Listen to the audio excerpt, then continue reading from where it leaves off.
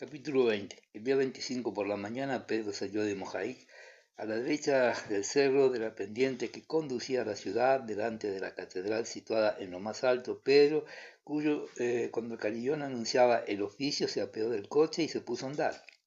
Detrás de él bajaba un regimiento de caballería con los cantores al frente y de abajo, de cara a él, subía un convoy de carros con los heridos del combate del día anterior. Los postillones y los campesinos vociferaban cerca de los caballos y los azuzaban a latigazos corriendo de un lado para otro. Los carros, en cada uno de los cuales iban tendidos o sentados 3 o 4 soldados heridos, saltaban por las piedras que cubrían la rápida pendiente.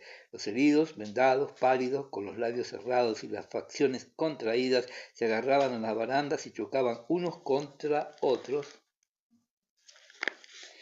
dentro de los carros. Casi todos, con una curiosidad infantil inocente, miraban la gorra blanca y el traje verde de Pedro. El cochero de Pedro gritaba fuertemente para que el convoy de heridos se alineara. El regimiento de caballería que bajaba de la montaña cantando se cruzó con el coche de Pedro y le impidió el paso. Pedro se detuvo a su lado, a un lado del camino que bajaba del cerro. El sol no había penetrado hasta aquel camino profundo y se sentía un frío húmedo. Por encima de la cabeza de Pedro brillaba una mañana clara de agosto y se oía un alegre tintineo de campanillas. Un carro de heridos se detuvo cerca de él. El postillón, un campesino calzado con abarcas, corrió resoplando hacia el carro, colocó una piedra debajo de las ruedas traseras y se puso a arreglar los arreos del caballo. Un soldado viejo, herido, con el brazo vendado, que iba andando al lado del carro, levantó la mano útil y se volvió hacia Pedro. ¿Nos arrastrarán así hasta Moscú?, preguntó. Pedro estaba tan abstraído en sus pensamientos que no entendía la pregunta. Tan pronto miraba al regimiento de caballería que en aquel momento se cruzaba con el convoy de heridos como al carro que tenía cerca, en el cual había 2 heridos sentados y uno tendido. Le parecía que allí, en presencia de aquellos heridos, había de encontrar la solución que buscaba. Uno de los soldados sentados en el carro estaba herido, probablemente en la mejilla. Llevaba la cabeza envuelta con trapos y una de las mejillas estaba tan hinchada que parecía una cabeza de niño recién nacido, y la boca y la nariz se le habían desfigurado. El soldado contempló la iglesia y se persignó. El otro, un muchacho joven, seguramente un recluta rubio y blanco, miró a Pedro con una sonrisa bondadosa que animó por un momento su cara exangüe. El tercero iba echado de bruces y no se le veía la cara. Los cantores del regimiento de caballería pasaron casi rozando el carro. Cantaban una canción de soldados, como contestándole, pero con otro género de alegría. Los sonidos metálicos del carillón de la catedral resonaban allá arriba y todavía, como otra especie de alegría, los rayos tibios del sol acariciaban la cumbre opuesta de la montaña. Sin embargo, abajo, al pie de aquella cumbre, cerca del carro de los heridos, junto al caballo voluntarioso, parado junto a Pedro, todo era húmedo, triste, sombrío. El soldado de la mejilla hinchada miró con cólera a los cantores. «¡Ah, cómo presumen!», dijo con acento de reproche. «Hoy no han tenido bastante con los soldados y han tenido que atrapar campesinos. Hasta a los campesinos también los cazan. Hoy todo el mundo es igual. Quieren complicar en esta guerra a todo el pueblo. Quieren acabar de una vez», añadió luego con una sonrisa dirigiéndose a Pedro. A pesar de la oscuridad de las palabras del soldado, Pedro comprendió perfectamente todo lo que quería decir y bajó la cabeza en un gesto de aprobación.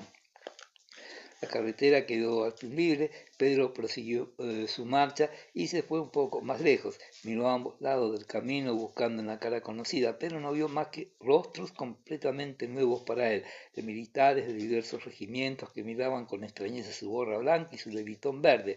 Después de haber recorrido así 4 versas, encontró un conocido y lo interrogó con alegría. Era uno de los médicos jefes del ejército. Iba con un cabriolet y seguía el camino en sentido inverso de Pedro. Le acompañaba un médico joven.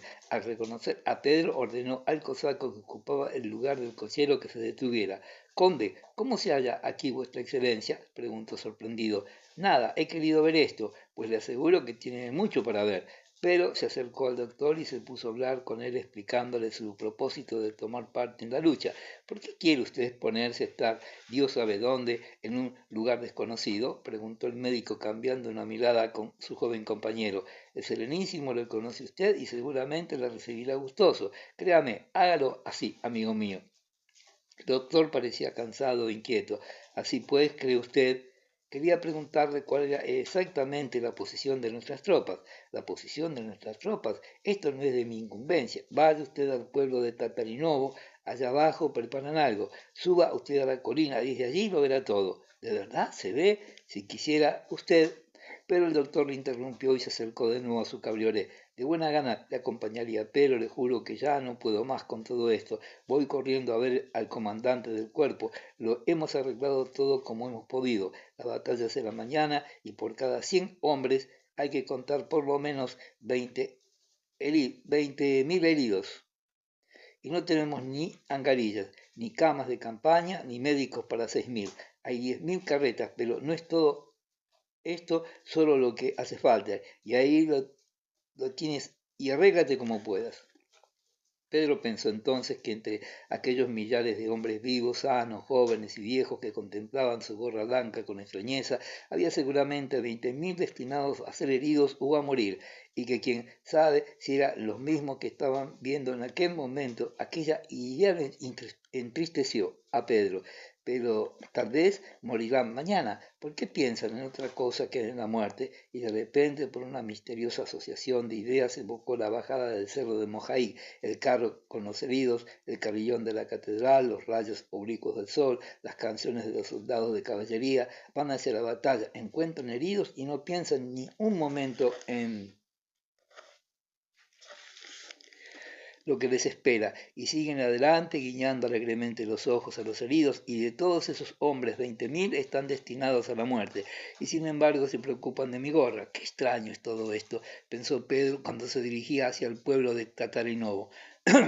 Cerca de la casa señorial del pueblo, a la izquierda del camino, había estacionado numerosos coches y carros, una multitud de asistentes y centinelas. El cuartel del Serenísimo estaba allí, pero cuando llegó Pedro todavía no había nadie del Estado Mayor. Todos los jefes y oficiales estaban en la iglesia donde se celebraba un Te Deum en acción de gracias. Pedro prosiguió su camino en dirección a Gorki. Después de subir la pendiente, al entrar en la calle del pueblo, vio por primera vez a los campesinos milicianos con las gorras y las camisas blancas que, hablando y chillando, excitados y llenos de sudor, trabajaban a la derecha del camino en un reducto inmenso cubierto de hierba. Los unos abrían un pozo, los otros se llevaban la tierra y había algunos que no hacían nada. Los oficiales daban órdenes. Al ver a aquellos campesinos animados por su nuevo estado militar, Pedro se acordó otra vez de los soldados heridos de Mojaí y comprendió lo que había querido decir el soldado herido cuando dijo que querían complicar en la guerra a todo el pueblo. La presencia de aquellos campesinos barbudos que trabajaban en el campo de batalla pesadamente, con unas botas que no eran a su medida, con sus cuerpos empapados en sudor, con las camisas abiertas que dejaban ver los huesos de las clavículas, impresionó a Pedro mucho más que todo lo que había visto y oído hasta entonces respecto a la solemnidad y a la importancia del momento presente. Capítulo 21. Pedro se apeó del carruaje y pasando frente a los milicianos que trabajaban, subió a la colina desde la cual, según el doctor, se veía el campo de batalla. Eran las 11 de la mañana, el sol un poco a la izquierda y detrás de Pedro iluminaba vivamente a través del aire puro un enorme panorama que se abría como un anfiteatro inmenso.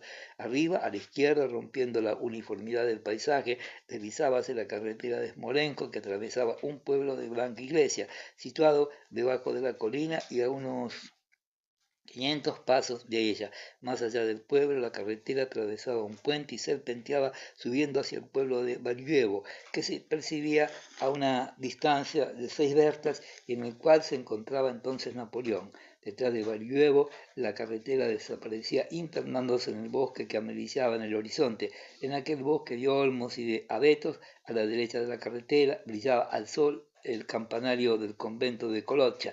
En toda aquella lejanía azulada, a derecha y a izquierda, y del bosque y de la carretera, se veían las hogueras humeantes y las masas imprecisas de las tropas rusas y de las tropas francesas. A la derecha, a lo largo de los ríos Colocha y Moscova, el paisaje estaba lleno de hoyos y era muy accidentado. A lo lejos, en una de aquellas hondonadas, se veían los pueblos de Bobo y Sacarino. A la izquierda el terreno era más regular y entre campos de trigo se veían los pueblos de Esbionok. Todo lo que veía Pedro a derecha y a izquierda era tan impreciso que en ningún sitio encontraba ocasión de satisfacer la fantasía de su imaginación. Por ningún lado veía aquel campo de batalla que esperaba ver y únicamente descubría campos, llanuras, tropas, bosques, casas aisladas, hogueras, pueblos, colinas y torrentes. Por más que miró, no pudo descubrir en aquel paisaje la posición de las tropas rusas ni distinguirlas del enemigo. Decidido a informarse acerca de todo lo que le interesaba, se dirigió a un oficial que miraba con curiosidad su corpulenta figura tan poco airosa y marcial. ¿Querría usted hacerme el favor de decirme cuál es aquel pueblo de allá abajo, delante mismo de nosotros? Burdino, ¿no? Dijo el oficial dirigiéndose a su compañero. Borodino, rectificó el otro. El oficial, visiblemente contento de tener ocasión de hablar con un extraño, se dirigió a Pedro. ¿Los nuestros están ya abajo? Preguntó este. Sí, y allí, algo más lejos, los franceses. Ahora se ven, dijo el oficial. ¿Dónde? Se ven a simple vista. Mírelos. El oficial señaló a la humareda que se veía a la izquierda detrás del río y en su cara apareció aquella expresión grave y severa que Pedro había observado en muchos de los rostros que había visto. Ah, son los franceses. ¿Y aquello de allá abajo? Preguntó señalando a la izquierda de la colina cerca de la cual se veían también tropas. Son los nuestros. Ah, los nuestros. Pedro señaló luego una colina lejana con un árbol enorme cerca del pueblo que se veía abandonada y en el que se agitaban manchas negras y espesas,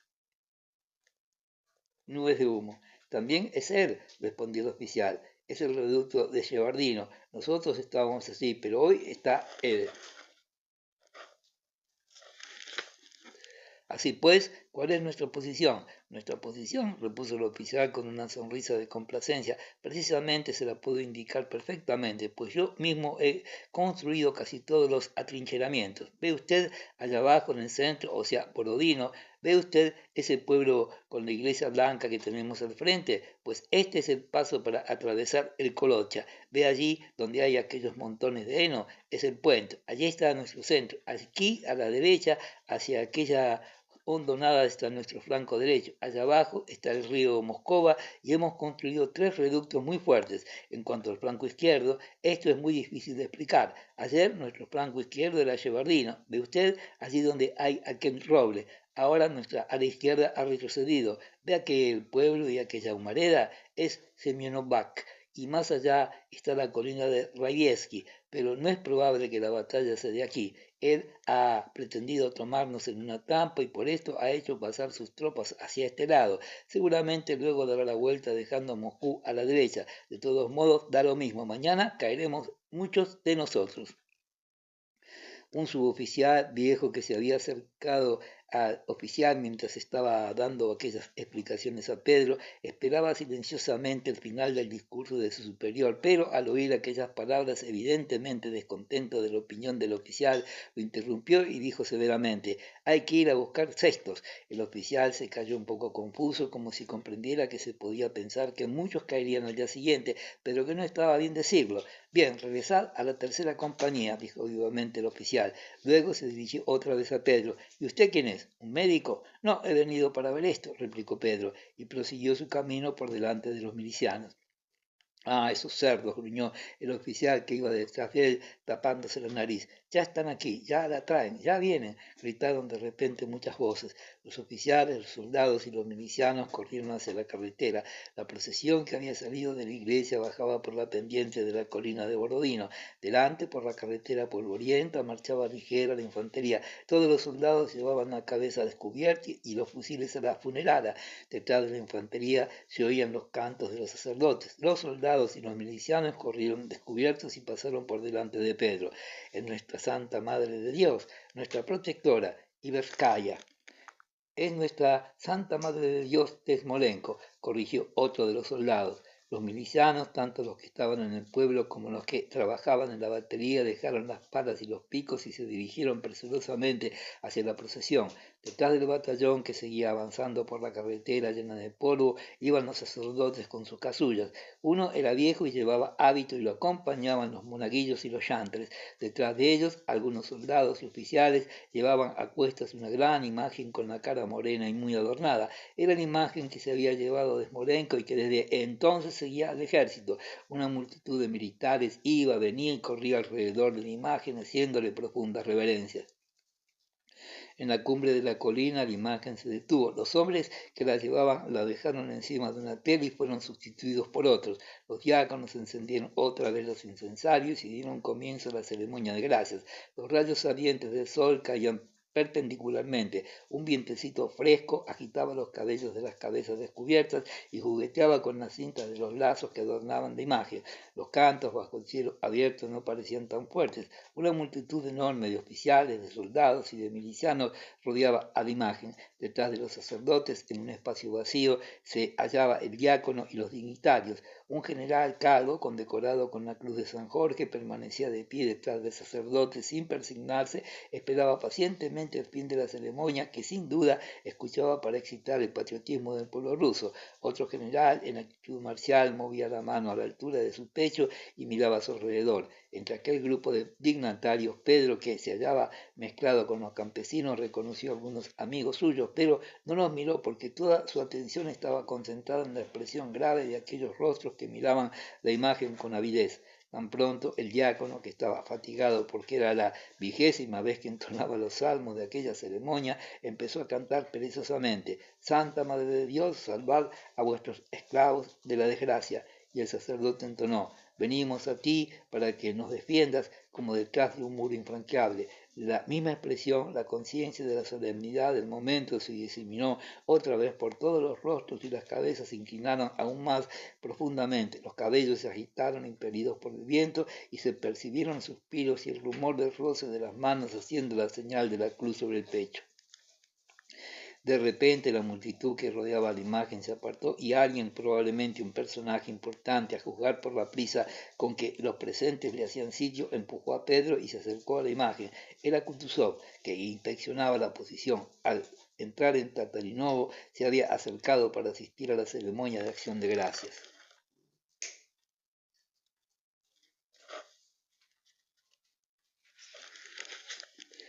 Pedro reconoció enseguida a Kutuzov por su figura particular, distinta de todos los demás, su cuerpo enorme, con un largo levitón cargado de espaldas, la cabeza blanca, descubierta y un ojo vacío, no podía confundirse con ningún otro. Kutuzov, con su manera de andar cansina y vacilante, penetró en el círculo y se detuvo delante del sacerdote. Se persignó con un movimiento maquinal, tocó el suelo con la mano y, suspirando profundamente, inclinó la cabeza. Cana.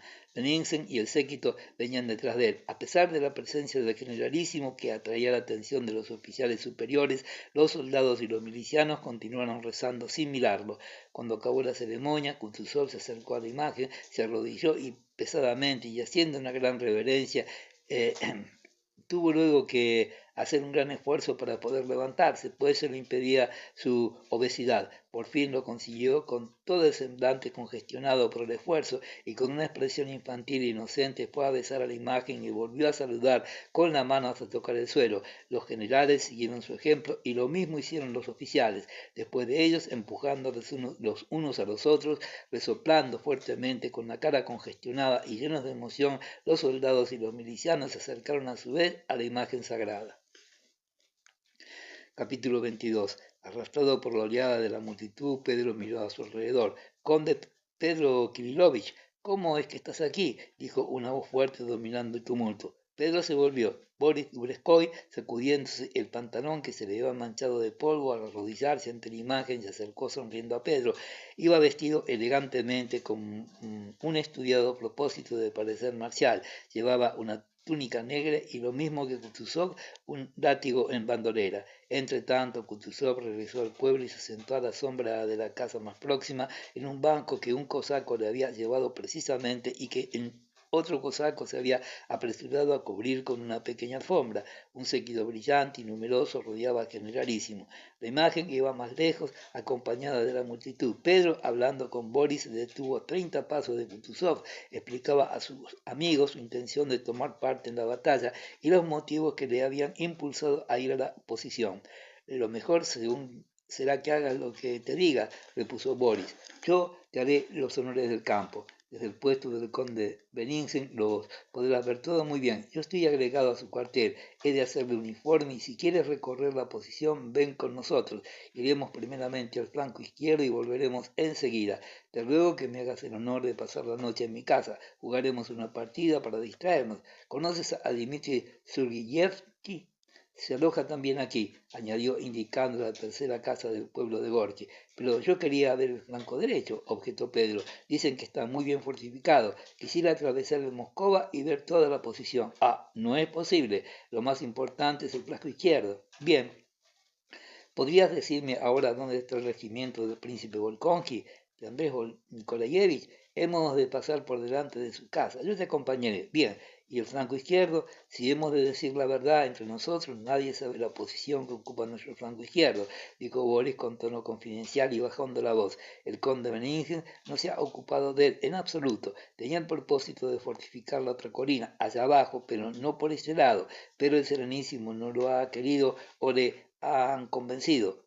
Así, Boris no pudo acabar la frase porque en aquel momento se acercaba a Kaysarov, ayudante del campo de generalísimo. ¿Qué tal, Paisi Sergeyevich? Dijo familiarmente Boris con una sonrisa afectuosa dirigiéndose a Kaysarov.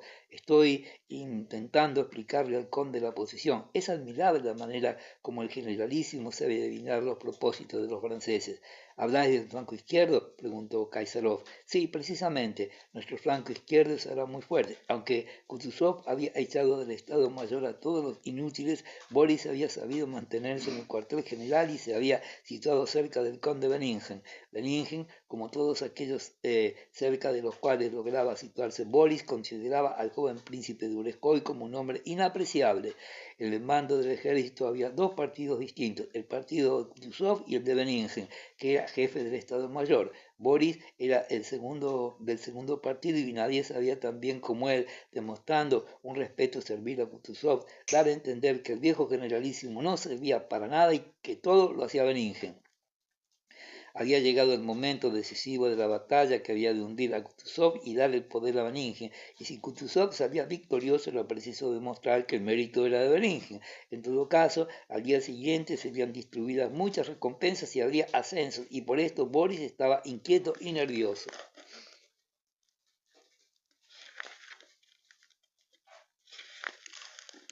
Después de Kaysarov, otro amigos de Pedro acudieron a saludarle. Pedro no tuvo ni tiempo de responder a tantas preguntas como le hicieron acerca de la situación de Moscú, ni de oír todos los relatos que querían hacerle escuchar. En las caras de todos pudo Pedro observar una agitación y una inquietud intensa, pero le pareció que la causa de aquella agitación que se reflejaba en todos los semblantes contenían una gran parte de ambición personal, y aquello no pudo por menos de evocar en su imaginación el recuerdo de aquellas otras expresiones excitadas no por cuestiones personales, sino por cuestiones generales de la vida y de la muerte.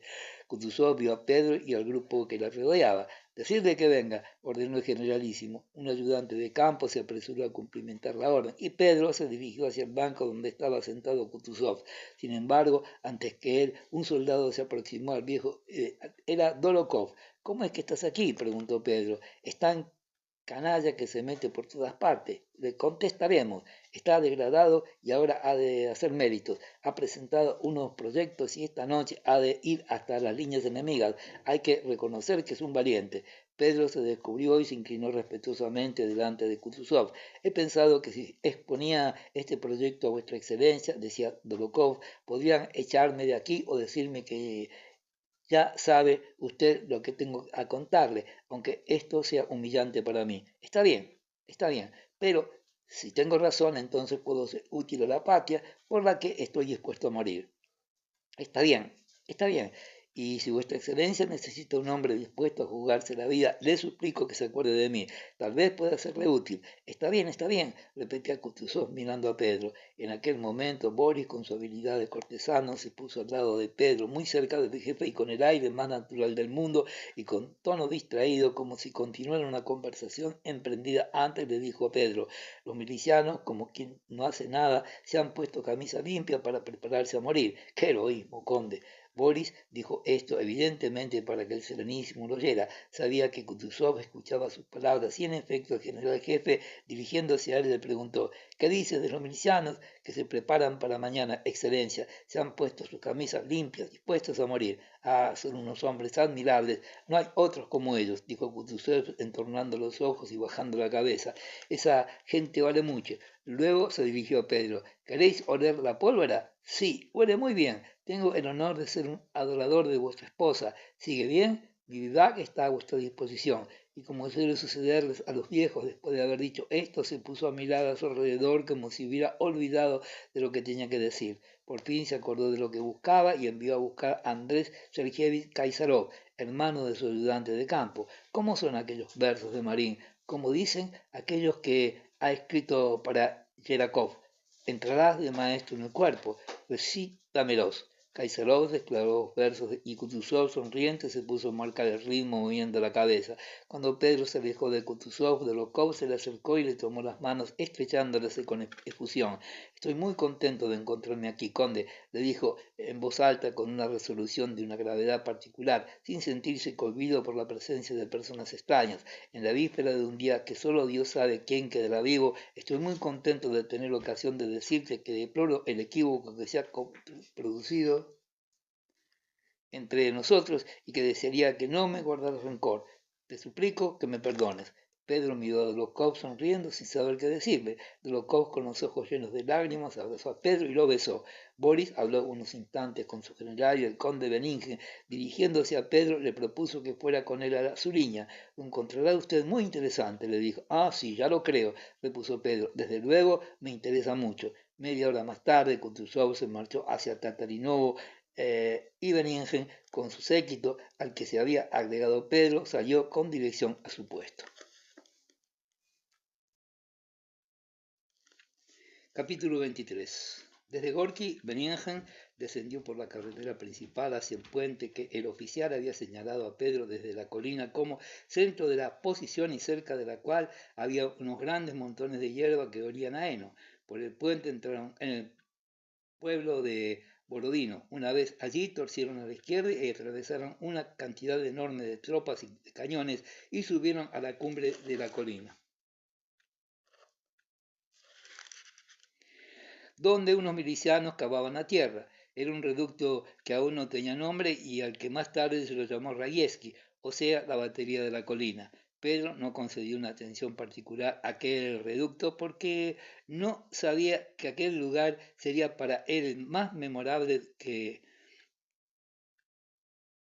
que todo el término de Borodino. Flanqueando las hondonadas, marcharon hacia Semionovskoye, donde los soldados habían ya tomado las últimas maderas de las cabañas y de los cobertizos para emplearlas en las fortificaciones. Luego, subiendo unas veces y bajando otras, a través de los campos de cebada pisoteados, pasaron por el nuevo camino abierto para la artillería hasta la trinchera que estaban cavando unos soldados. Beningen se detuvo junto a las trincheras y se puso a mirar el reducto de Shevardino que los rusos habían abandonado el día anterior y donde se veían algunos militares. Los oficiales dijeron que Napoleón y Murat estaban allá abajo y todos miraron ávidamente a aquel grupo. Pedro también miró procurando adivinar entre aquellos hombres a los que apenas distinguían quién era Napoleón. Por último, aquellos militares descendieron del montículo y desaparecieron. Beningen se dirigió al general que lo acompañaba y comenzó a explicarle la situación de las tropas rusas. Pedro escuchaba las palabras de Beningen poniendo toda su inteligencia para comprender el plan de la batalla futura, pero se dio cuenta con tristeza de que su capacidad intelectual no era suficiente para entender una cosa tan complicada. Beningen dejó de hablar y advirtiendo que Pedro escuchaba le dijo: «Me parece que todo eso no le interesa a usted». «Al contrario», contestó Pedro, «lo encuentro muy interesante». Desde aquel lugar se dirigieron aún más hacia la izquierda por la carretera que serpenteaba hacia el interior del bosque de abetos. En medio de aquel bosque, delante de ellos, un conejo negro con patas blancas saltó a la carretera. Asustado por las pisadas de los caballos, corrió velozmente carretera adelante, excitando la atención de todos y provocando risas. Pero cuando oyó que las voces se le acercaban demasiado, saltó al verde gallo y desapareció. Después de recorrer 2 vertas por el bosque, salieron a la llanura, donde se hallaba situada la tropa del cuerpo de Tuchkov, que eran las que tenían a su cargo la defensa del flanco izquierdo. Una vez así, en la extremidad de aquel flanco, Bennigsen habló mucho, con acento decidido y fuerte, y según le pareció a Pedro, dio una orden muy importante. Delante de la oposición de las tropas de Tchukov había un pequeño promontorio que no estaba ocupado. Bennigsen criticó en voz alta aquel error, diciendo que era insensato dejar desocupado aquel lugar que dominaba todo el terreno y disponer las fuerzas abajo, al pie del promontorio. Algunos generales le dieron la razón. Uno de ellos, sobre todo, con mucho ardor, dijo que los habían situado así para servir de cebo a los franceses. Bennigsen, por su cuenta, dispuso que las tropas se colocaran allá arriba. Aquella orden en el flanco izquierdo hizo dudar aún más a Pedro de su capacidad para comprender la técnica militar, escuchando a Bennigsen y a los generales que criticaban la situación de las tropas. Pedro los comprendía perfectamente y compartía su opinión, pero por esto mismo no podía entender cómo él, que había dado la orden de colocarlas debajo del promontorio, había podido cometer un error tan grosero y tan evidente. Pedro no sabía que aquellas tropas habían sido colocadas allí no para defender la posición, como se imaginó Bennigsen, sino para que estuvieran en un lugar oculto, como en una trampa, es decir, para que los franceses no las vieran y poder lanzarse así de improviso sobre el enemigo una vez éste hubiera iniciado su avance. Bennigsen no lo sabía y desplazó aquellas tropas situadas ventajosamente, movidos únicamente por sus consideraciones particulares y sin dar cuenta de su decisión al generalísimo. Capítulo 24. Mientras esto ocurría, aquella misma tarde del 25, el príncipe Andrés hallábase acostado con la cabeza apoyada en las manos en un cobertizo destartalado del pueblo de Sniaskovo, en los confines de la posición de su regimiento. Por un agujero del muro miraba la línea de álamos de 30 años, las ramas cortadas, la cabaña con los montones de heno recién segado y los matorrales por encima de los cuales se veía la humareda de las hogueras donde los soldados se hacían la comida. A pesar de que aquella vida le parecía mezquina, inútil y penosa, el príncipe Andrés se sentía emocionado y nervioso como 7 años antes en la víspera de la batalla de Austerlitz. Había recibido y transmitido las órdenes para la batalla que había de tener lugar al día siguiente y no tenía nada que hacer.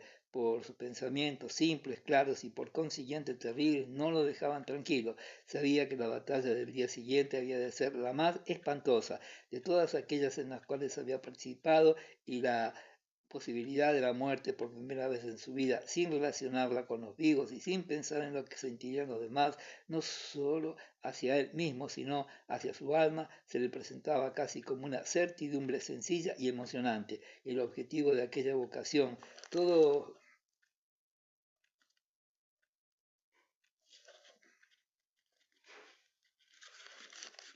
aquello que lo preocupaba y lo atormentaba iluminábase de pronto con una claridad fría, blanca, sin sombras ni perspectiva, sin ninguna gradación de planos. Toda la vida se le parecía como una linterna mágica, a través de la cual, detrás de un cristal sencillo, hubiera mirado durante mucho rato con luz artificial.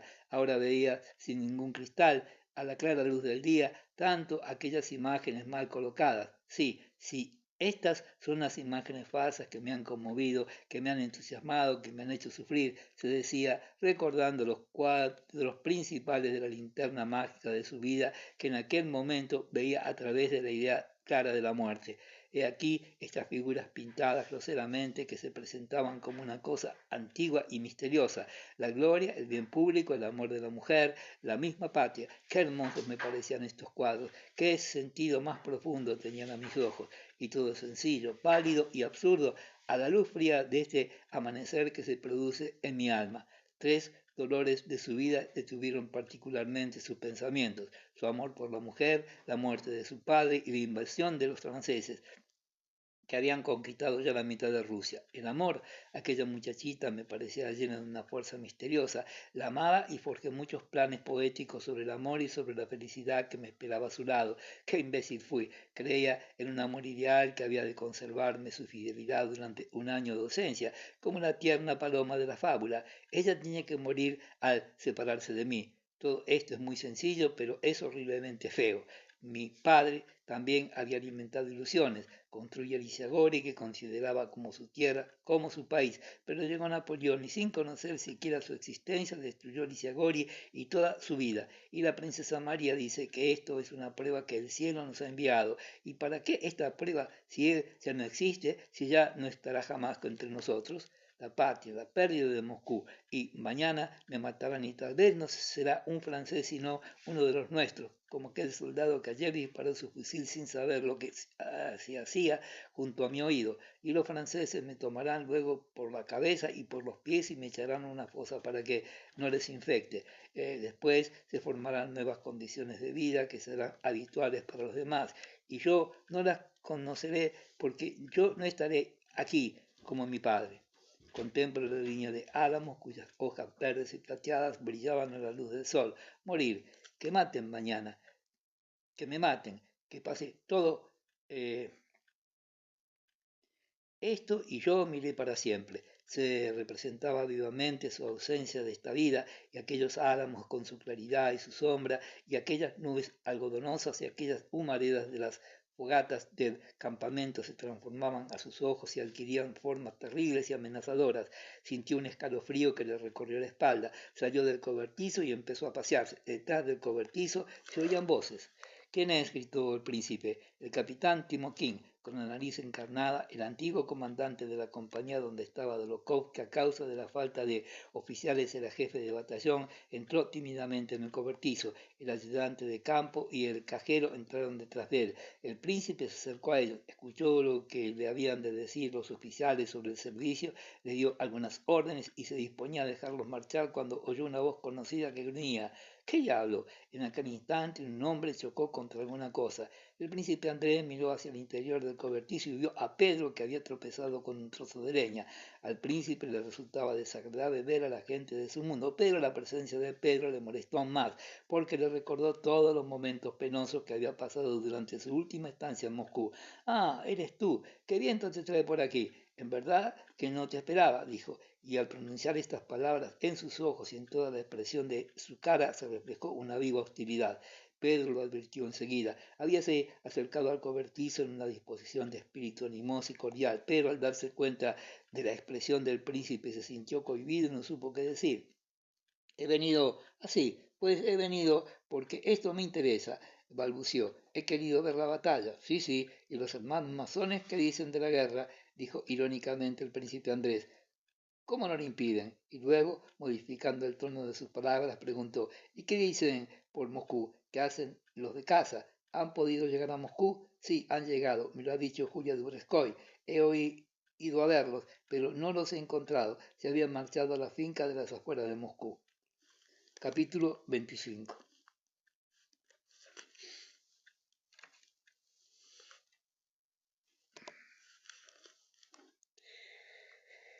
Los oficiales quisieron retirarse, pero el príncipe Andrés, como si temiera quedarse sola con su amigo, le propuso que se quedaran a tomar el té. Los oficiales miraban extrañados la figura corpulenta de Pedro y escuchaban lo que decía sobre Moscú y sobre la disposición del campamento que acababan de recorrer. El príncipe Andrés callaba y hacía tan mala cara que Pedro se dirigió con preferencia al bonachón de Timokhin, comandante del batallón. Así pues, ¿has comprendido la disposición de las tropas? Preguntó el príncipe Andrés. Sí, es decir, no siendo militar no puedo decir que lo haya entendido absolutamente todo, pero de todos modos comprendo la disposición general. Bien, pues resulta que sabes más que nadie, comentó el príncipe Andrés. Ah, murmuró Pedro, sorprendido mirando al príncipe por encima de sus lentes. ¿Y qué te parece el nombramiento de Kutuzov? Yo estoy muy contento, repuso el príncipe Andrés. Es todo lo que sé. ¿Qué opinión tienes de Barker de Tori? En Moscú se dicen muchas cosas. ¿Qué te parece? Pregúntaselo a ellos, dijo el príncipe señalando a los oficiales. Pedro, con una sonrisa indulgente, dirigió una mirada interrogativa a Timokhin. Excelencia, cuando ha venido el Serenísimo, hemos visto el sol, dijo Timokhin tímidamente, sin dejar de mirar a su coronel. ¿Y esto por qué? Preguntó Pedro. Mirad, por ejemplo, lo que ha ocurrido con la leña y las provisiones. Cuando nos retiramos de Venciani, no pudimos tomar leña, ni heno, ni nada. Nos fuimos y entonces él se lo llevó todo. ¿Verdad, Excelencia? En nuestro regimiento los oficiales tuvieron que comparecer ante un consejo de guerra por actos de esta naturaleza. Pues bien, al llegar el Serenísimo todo se arregló. Por esto digo que vemos el sol. ¿Y por qué lo prohibían? Timoquín, confuso, miraba a su alrededor, no sabiendo qué contestar a aquella pregunta. Pedro entonces la repitió al príncipe Andrés. Teníamos que dejárselo todo al enemigo para no arruinar al país, contestó el príncipe con una cólera disimulada bajo la ironía. Al fin y al cabo, estaba muy puesto en razón no permitir los actos de rapiña y no acostumbrar a las tropas al bandidaje. En Smolensk se calculó esto de una manera tan perfecta que los franceses han podido adelantarnos y tienen más fuerza que nosotros.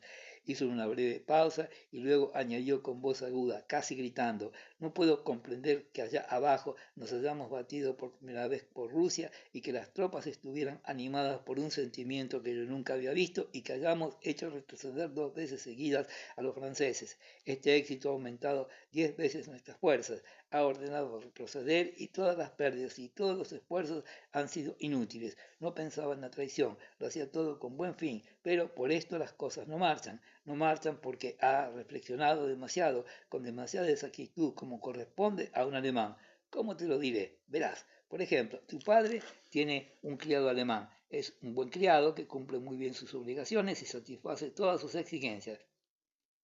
Pero si tu padre se halla a las puertas de la muerte y tú ves que realmente se va, echarás al criado con tus propias manos, sin experiencia, pero con mucho cuidado, te pondrás a cuidarlo tú mismo y lo harás mucho mejor que cualquier extraño experimentado, pues ese es el caso de Barclay. Mientras Rusia ha sido fuerte, un extranjero podía servirla y él era un ministro hábil, pero desde que está en peligro es mejor que confíe en los suyos. Entre nosotros, en el club, será tachado de traidor. Esta calumnia hará que después los mismos calumniadores avergonzados quieran convertirlo en un héroe o en un genio, y esto será todavía más injusto. Es un alemán honesto y muy exacto. Sin embargo, pasa por ser un jefe muy hábil, dijo Pedro. Yo no sé lo que es un jefe hábil, exclamó el príncipe Andrés, esbozando una sonrisa. Un jefe hábil es aquel que prevé todas las posibilidades y adivina todos los planes de su adversario, aclaró Pedro. Esto es imposible, replicó el príncipe como si se tratara de una cuestión resuelta desde mucho tiempo antes. Pedro lo miró sorprendido. Dicen que la guerra es como el juego de ajedrez. Sí, dijo el príncipe Andrés, pero únicamente con una pequeña diferencia, que en el juego cada jugador puede reflexionar tanto como quiera, pues se halla fuera de las condiciones de tiempo. Además, hay otra diferencia, que el caballo es más fuerte que el peón y que dos son más fuertes que uno, mientras que en la guerra muchas veces un batallón es más fuerte que una división y otras veces es más débil que una compañía. La fuerza relativa de un ejército nadie puede conocerla. Créeme, si hubiera algo que dependiera de los estados mayores, yo estaría en el cuartel general. Y ya ves que en vez de esto, tengo el honor de servir aquí, en un regimiento con estos señores. Estoy convencido de que de nosotros y no de ellos, de quien depende lo que ha de suceder. El éxito no depende ni dependerá nunca ni de la fuerza ni del armamento, ni siquiera del número y mucho menos de la posición. Pues de qué dependerá de este sentimiento que hay en mí, en estos señores, en cada uno de nuestros soldados. El príncipe Andrés miró a Timoquín, que escuchaba asustado aquellas teorías. El príncipe, habitualmente callado y taciturno, parecía haberse emocionado y no podía dejar de expresar las ideas que se le iban ocurriendo. El que gana la batalla es el que ha decidido firmemente ganarla. ¿Por qué perdimos la de Austerlitz? Nuestras pérdidas eran tan iguales a las de los franceses, pero nosotros dijimos demasiado pronto que habíamos perdido la batalla y nos lo dijimos a nosotros mismos porque allí no había manera de luchar. La gente quería huir lo antes posible del campo de batalla. Nos han vencido, pues huyamos y huimos. Si no lo hubiéramos dicho, Dios sabe lo que hubiera ocurrido y mañana no lo diremos. Puede pensar que nuestra posición en el flanco izquierdo es floja y que el flanco derecho está mejor protegido. Todo esto son tonterías, no hay nada de eso. ¿Qué ocurrirá mañana? Centenares, miles de circunstancias diversas que serán decididas momentáneamente por un hecho cualquiera, como por ejemplo que sean ellos o seamos nosotros los primeros en correr, o que maten a este general o al otro, decidirán la batalla. Y todo lo que se hace ahora no es más que perder el tiempo. Aquellos con los cuales han recorrido las posiciones no solo no ayudan a la marcha general de las cosas, sino que estorban. únicamente se ocupan de sus intereses mezquinos. En un momento como este, preguntó Pedro. En un momento como este, repitió el príncipe Andrés. Para ellos no hay nada más que estos momentos para ascender y recibir cruces y condecoraciones. Para mí, he aquí lo que ocurrirá mañana. Un ejército ruso y un ejército francés de 100.000 hombres cada uno están a punto de batirse. Estos 200.000 hombres se batirán y vencerán los que luchen con más ardor y se compadezcan menos de sí mismos. Y aún te diré más, ocurra lo que ocurra y sean cuales sean las combinaciones que se hagan allá abajo, mañana ganaremos la batalla, mañana, cueste lo que cueste, venceremos. Esta es la verdad, excelencia, esta es la verdad, exclamó Timokín. ¿Qué podemos temer ahora? ¿Queréis creer que los soldados de mi batallón no han bebido hoy ni una gota de aguardiente? Dicen que hoy no es día de beber. Callaron todos. Los oficiales se levantaron, el príncipe Andrés los siguió hasta la puerta y dio una orden al ayudante de campo.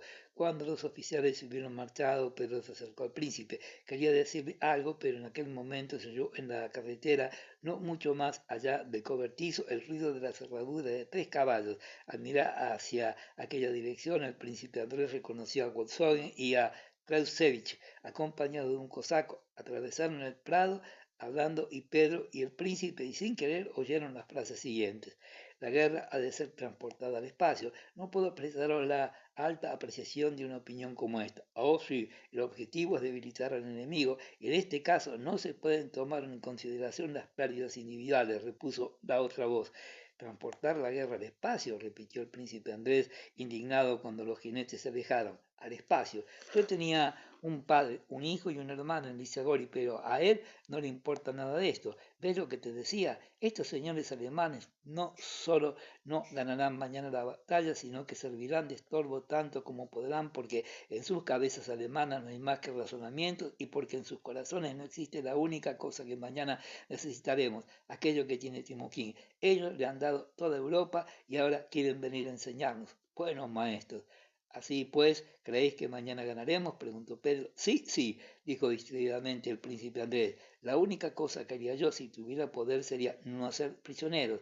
¿De qué sirven los prisioneros? Este es un trabajo que ha de hacer la caballería. Los franceses han saqueado mi casa, devastarán Moscú, me han ofendido y me ofenden a cada instante. Son mis enemigos. Para mí todos son unos criminales. Y Timokín y todo el ejército piensan igual que yo. Hay que matarlos. Si son mis enemigos no pueden ser amigos míos, pese a cuanto haya dicho en Tilsit. Sí, comparto enteramente tu criterio, afirmó Pedro mirando al príncipe Andrés con los ojos brillantes de entusiasmo. Los comparto por completo. La cuestión que desde que había subido a la colina de Mojaí preocupaban a Pedro ahora le parecía resuelta de una manera definitiva. Comprendía todo el sentido y toda la importancia de aquella guerra y de la futura batalla. Todo lo que había visto durante aquel día, la expresión grave y severa de las caras que había observado al pasar por la carretera, se le aclaró con una luz nueva. Comprendía aquel fuego latente de patriotismo que había encontrado en todas las personas que había visto y ahora se explicaba por qué todos se preparaban a morir con tanta calma y al propio tiempo con tanta frivolidad. Nada de prisioneros, prosiguió el príncipe Andrés. Esto solo cambiaría la marcha de la guerra y lo haría menos cruel. Nosotros hemos jugado a la guerra. Este es el mal. Hemos sido magnánimos. Esta magnanimidad y esta sensibilidad son en la guerra la de una mujer que se pone enferma porque ve matar un ternerillo. Es tan buena y tan sensible que no puede ver sangre, pero esto no impide que después se coma el ternero con buen apetito cuando se lo sirven con una buena salsa. Se nos habla del derecho de la guerra, de la caballerosidad, del parlamentarismo, de los sentimientos humanos, de la compasión por los desgraciados, tonterías. En 1805 pude darme cuenta de lo que era la caballerosidad y el parlamentarismo. Nos han engañado y nos hemos engañado. Nos roban las casas, ponen en circulación billetes de banco falsos, matan a mis hijos y a mi padre y se habla del derecho de la guerra y de la magnanimidad que hay que tener con los enemigos. Nada de prisioneros, únicamente matar y morir. El que como yo ha llegado ya a este punto por los mismos sufrimientos.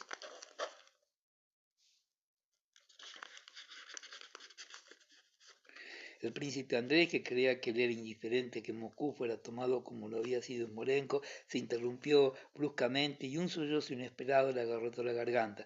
Permaneció un momento silencioso, pero sus ojos brillaban febrilmente y sus labios temblaban cuando pudo seguir expresando sus sentimientos. Si en la guerra nos hicieran pomposos alardes de magnanimidad, no lo haríamos más que cuando la necesidad nos impidiera a una muerte segura, como ahora no se declararía una guerra simplemente porque Pablo Ivanovich ha ofendido a Miguel Ivanovich, y si hubiera guerra sería una guerra verdadera. Todos esos westfalianos y hessianos que Napoleón dirige no le seguirían a Rusia. Nosotros no hubiéramos ido a batirnos a Austria ni a Prusia sin saber por qué. La guerra no es una cosa graciosa, sino la más terrible, y hay que comprenderla y no convertirla en un juego. Es preciso aceptar seriamente y serenamente esta terrible necesidad. La cuestión está en esto: apartar la mentira y la guerra será la guerra y no un juego. De lo contrario, la guerra será la diversión predilecta de la gente ociosa y ligera. La profesión militar es una de las más nobles. ¿Y por qué hace la guerra? ¿Qué se necesita para el éxito de una operación militar? ¿Cuáles son las costumbres de la sociedad militar? La guerra, la batalla, el homicidio, los instrumentos de guerra, el espionaje, la traición, la ruina de los habitantes, la rapiña y el robo para alimentar a los ejércitos, el engaño y la mentira que se llama astucia militar. Pedro escuchaba atentamente aquella explosión de ideas que tanto se ajustaban a las suyas. La base del orden en la clase militar es la disciplina, continuó el príncipe. Es decir, la falta de libertad, la ociosidad, la ignorancia, la crueldad, el desenfreno y la embriaguez. Y a pesar de esto, es la clase superior, la más respetada por todo el mundo. Todos los emperadores, con la única excepción del de la China, llevan uniforme militar y las más altas recompensas se conceden siempre a los que han matado más gente. Mañana los soldados se embestirán para matarse los unos a los otros. Morirán y serán heridos millares de hombres y después se dirán misas en acción de gracias porque habrá muerto mucha gente. Y aún se exagerará el número de las víctimas y se proclamará la victoria suponiendo que cuanto más muertos haya, más mérito se gana.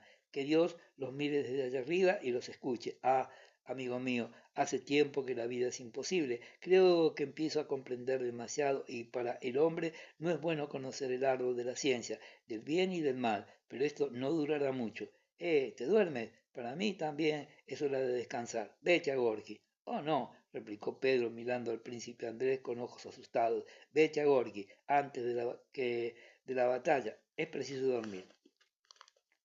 El príncipe se acercó a Pedro y lo besó. Adiós, gritó. Vete, ya nos veremos. No, y volviéndose rápidamente entró en el cobertizo. Ya era de noche y Pedro no pudo distinguir si la expresión de la cara del príncipe era de dureza o de ternura.